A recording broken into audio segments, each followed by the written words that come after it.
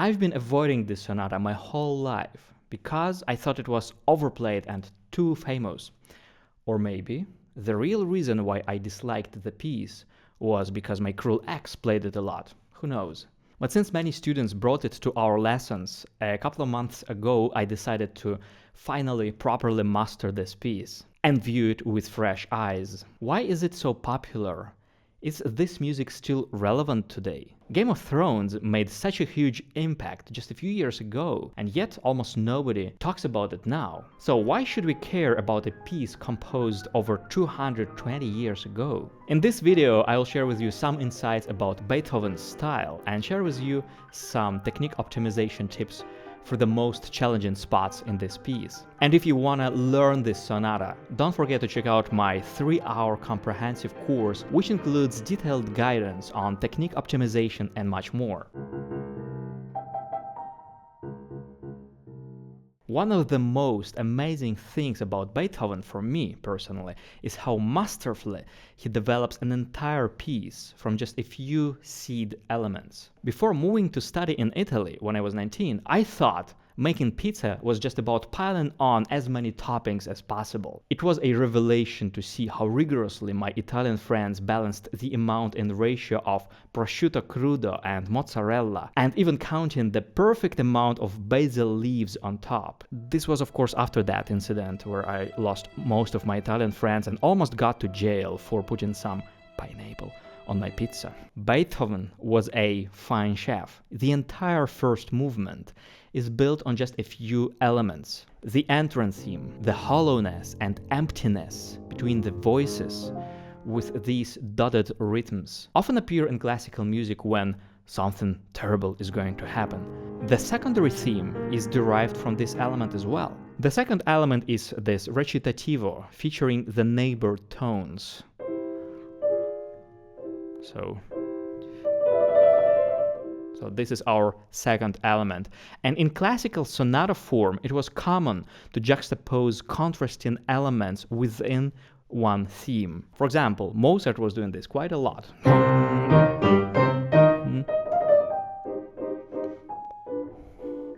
So within the main theme, you already have a potential conflict to develop, like black and white, day and night, Trump and Harris, you got the idea. In the recap section, the chord passages become more violent and demanding. But this element remains soft and hesitant. And only in bar 162 does it explode, as if saying, enough!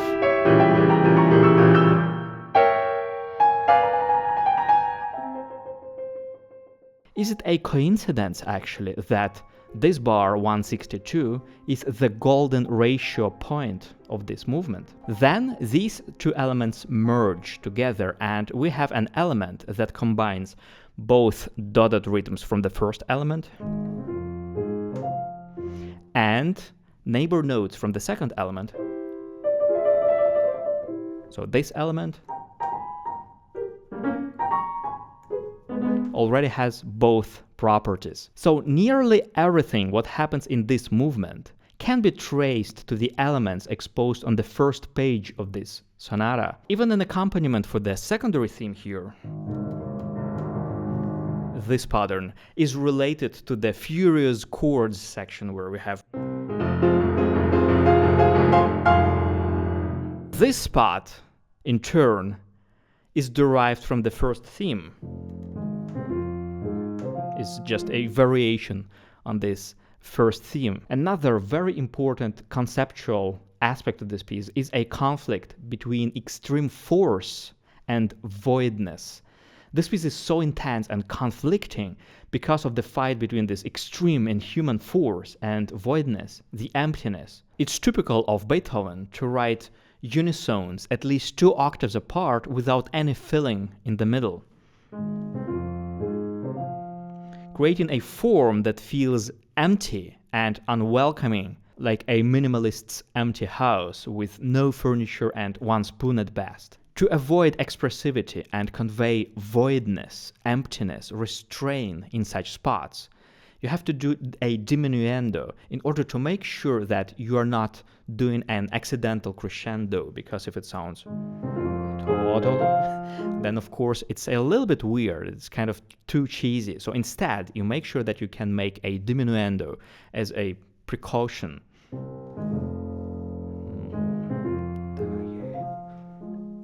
So then you have this emptiness, this insecurity, and this fragility of this spot. The knock motif, often referred to as the knock of fate motif. It's a crucial element for Beethoven and appears in other works as well, of course. It has an answer, or rather a terrified question. Open the door. What do you want? Open the door. So this is supposed to be really creepy, like the beginning of the Ravel's Scarbeau, which I have covered in another video.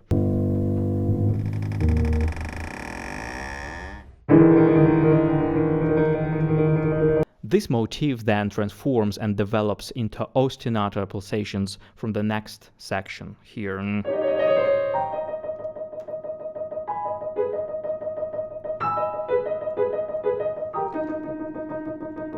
Neighbor tones, as I have mentioned already, these are very important here, and they are featured in this recitativo element, where we play around with neighbor notes, and also when the main theme is suddenly shifted to G flat major, because we start in F minor first,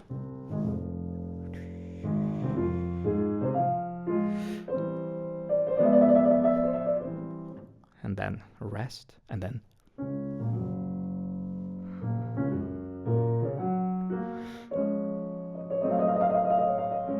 and this is a great example of how a major chord in a specific context can sound ominous, dark, and threatening. In musical terms, such a shift of the key can be described as hesitating and deciding to restart by picking a different path. Let us go through the mines of Moria. Haydn used this tool as well.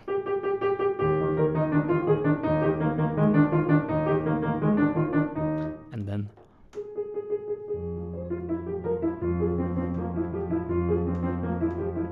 and here it also provoked an avalanche.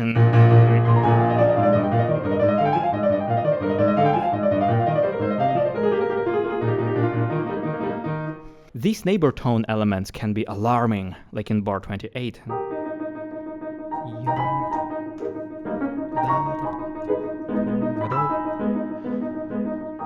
They can be painfully intense, like in bar 58.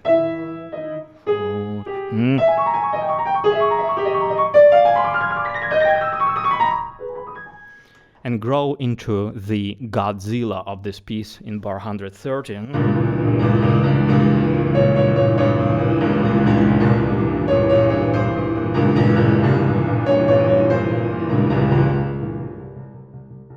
Ultimately, this element breaks through and liberates us from all this horror by the end of the piece.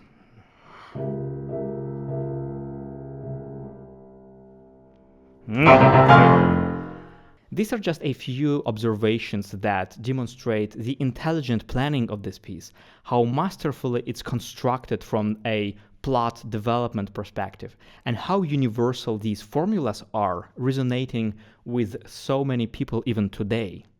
Now let me share a few tips on how to practice the uncomfortable spots in this piece.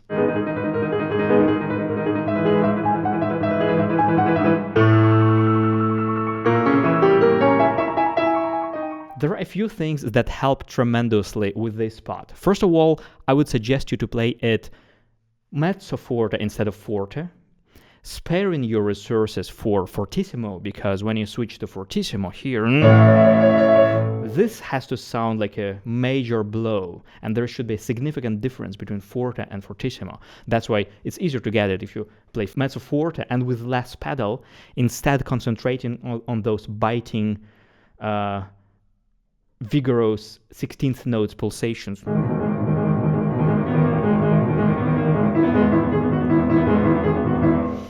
And also, of course, we would coordinate motions in a specific way. So we would go in the keyboard, moving our arms slightly forward for the first two notes, activating the knuckles, but make sure not to lift your wrist. The next two notes we play on the motion out, and then again on the motion in. So you play like this, breaking it in pairs of sounds and coordinate your motions precisely. Stop. Then pull out of the keyboard, stop. Push in the keyboard. Then we have just a forearm rotation, minimizing finger motions but just shifting the weight of the hand. So your thumbs must be as supported as your other fingers. Some people think that since we have a hidden polyphony here, so we have to really mark this voice a lot. But this is not good because it sounds too heavy. And also it feels very awkward because your thumbs are going to be very under-supported. So this is a hidden polyphony. You don't have to proclaim it. You don't have to manifest it. Just hear it, follow it with your ears. That's enough. But just make sure that your thumbs are also well supported so you have a very consistent rhythm of the 16th notes.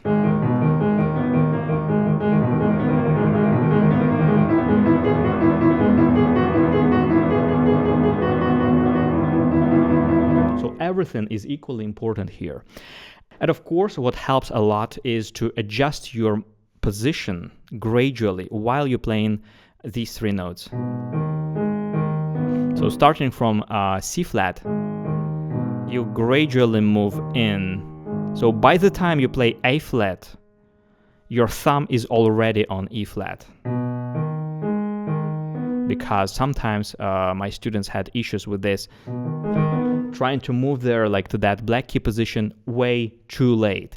And of course, another typical issue with this spot, another typical problem that people tend to have is that we have a leap here between the bars.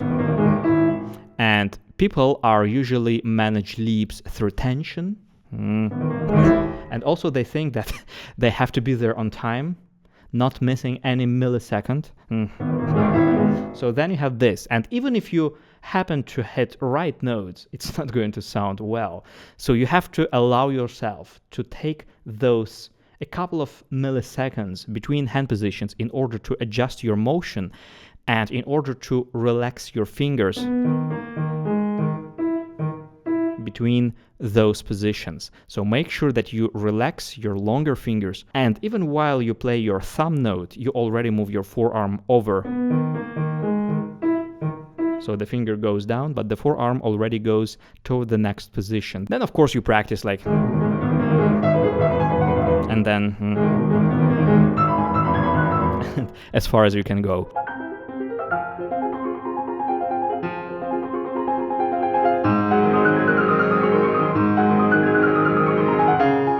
This spot, of course, gives nightmares to many students, and it's all about motion coordination. So the longer fingers are played on the motion in the keyboard, stabilizing the knuckles, but the motion originates in the shoulder.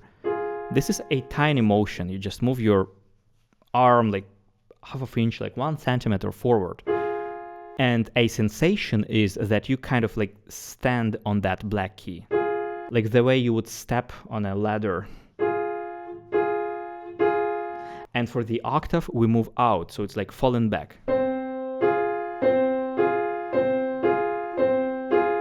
So first you practice like that, slowly just coordinating your motions and feeling that you don't just work with the fingers, but you help yourself with those micro arm motions. In, out, in, out, in, out. Of course, you need a lot of stability in these joints and make sure that your wrist is not too high when you work on this spot. So there's still this grasping activization sensation in the knuckles. It's like grasping an apple. But at the same time, you kind of stick your arm in the keys forward, sticking more motion.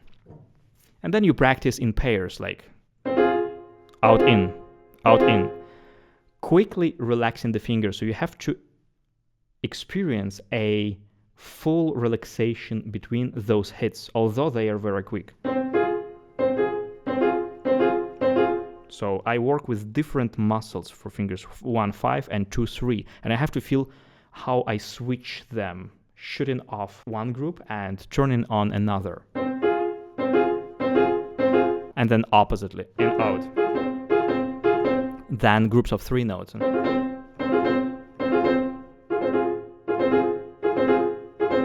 With a quick relaxation. So you have to coordinate that activization and quick relaxation between the hits. And of course, it's also tremendously helpful to practice with gaps before and after you play that bass note. So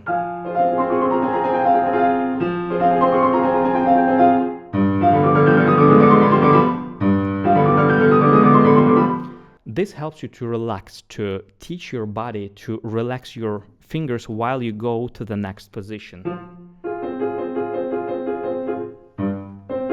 Relaxation, and then you hit that note, and as soon as you hit it, you relax the fingers while moving over to the next position.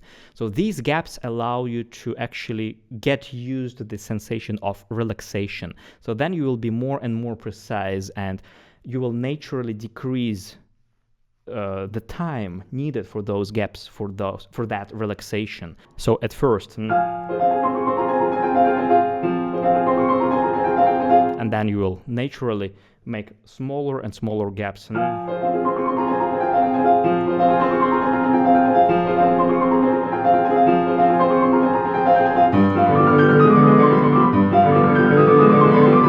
But it takes some patience. You need multiple days practicing like this, allowing yourself to take some additional time, but make sure that you instantly relax the hand, and then you will get used to it over time.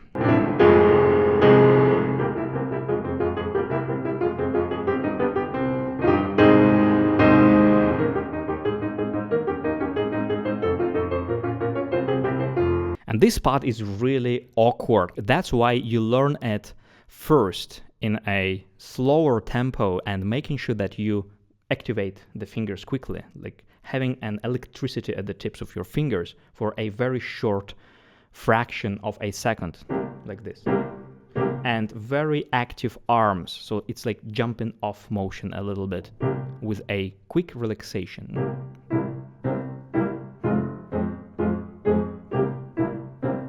So that's important. People usually think about fingers a lot, so they forget how helpful it is actually to work with your arm as well. And of course, then we are going to learn it from the second note. So we are going to group it from the second note leading to the next bar.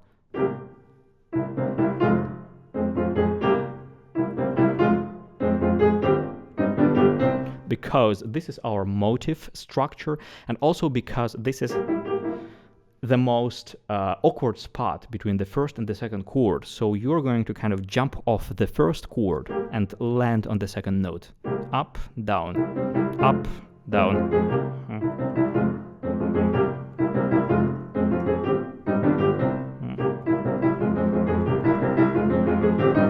And then